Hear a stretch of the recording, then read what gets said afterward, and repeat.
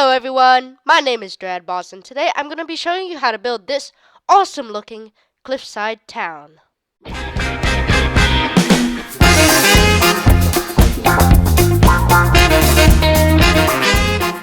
first thing I did when I built this town was I took a huge stone surface and punched out some random holes in it and replaced those holes with cobblestone and andesite just to break up the texture a little bit.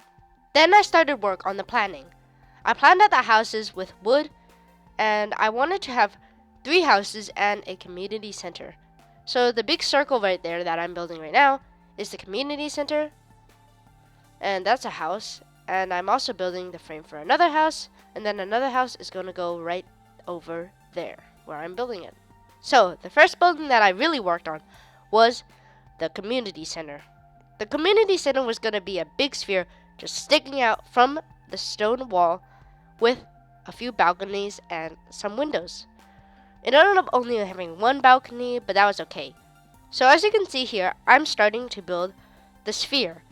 I couldn't really come up with a design, so I just tried many different shapes and then finally came upon that one. So after I figured out the shape, I wanted to build some structure beams because in real life, it's not possible for that sphere to hold itself up unless it was made of steel or something. Finally, I finished off the dome. I built the whole dome out of spruce wood planks, but looking back on it, I should have added some wood planks to break up the texture.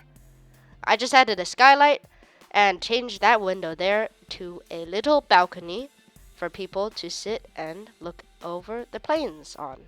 The next building that I worked on was a house. So this house was going to be exactly like the other community center, but I didn't like that both of the houses were going to be spheres, so I decided to change it to a flat surface instead of a sphere. I experimented with many different designs, such as this one, with the hobbit window and some glass on top, but I didn't really like that one, so I changed it so that the hobbit window was up 1 block, and then I left a space for the door, and just filled the rest of the spaces in with spruce planks. Then I added some oak wood to the design to break it up a little bit. So after I finished the house, I built some structure beams to support the house, much like the other community center that I built before.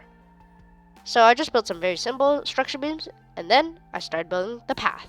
So this path was going to be a little weird. As you can see, my community center is a lot lower than my very first house. So I had to work with that and make a path that would go to all the houses and the community center. What I did to solve this was I built a path to the community center from the second house, and then from that path, I built a path to the first house. So as you can see, the paths are kind of overlapping each other, but that's okay because it looks good anyway. Next, I put in some structure pillars to symbolize real structure pillars in real life, because all those paths can't hold themselves up without structure pillars in real life. So these are very important. It makes your build look a lot more realistic and a lot better. So the next house that I worked with was this house right here.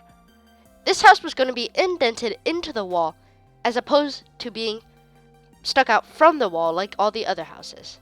So I had to clear a little space before starting work. I built a very simple glass window and decorated it with a little bit of stairs, and yeah, that's pretty much it. I just put in a door and the whole house was done. And I think it looks pretty nice next to the other houses as well. Here I'm just decorating the first house a little bit more. I brought up the logs from the support beams just to make it look a little bit more realistic, like the logs were actually supporting the house. Then I just decorated the roof a little bit more because I thought it would look better with some slabs on top of it. Next, I'm going to start work on the third house. So the third house is going to be a little bit lower than the second house because I just built it that way. So the path needs to come down a little bit, but it was really easy to make the path come down because this path is actually very adaptable to any situation. Next, I built up the support beams because, as I've told you before many times, the support beams are very important to making this build look good. Without the support beams, the path looks like it's just floating in the air, defying the laws of physics. It looks like a 3-year-old could have built it. So with the support beams, it adds a little bit more realisticness to the build, and yeah, it makes it look a ton better in my opinion. So after I finished the path, I started working on the house. So this house is going to be indented into the wall like the last house, and is going to have a very simple stairway leading up to the door. So this house was a little bit harder to decorate because it was diagonal, so I decided to make it more cubic so I could actually work with it and make some windows without having to have glass sticking out the side somewhere.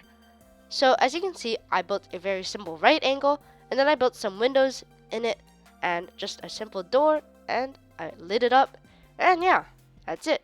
Finally, I saw that the community center could have looked a little bit better if I continued the log poles coming from the bottom. Here's a final flyby of the whole town. Thanks so much for watching. Please make sure to smash the like button and subscribe for more cool stuff. Rad out.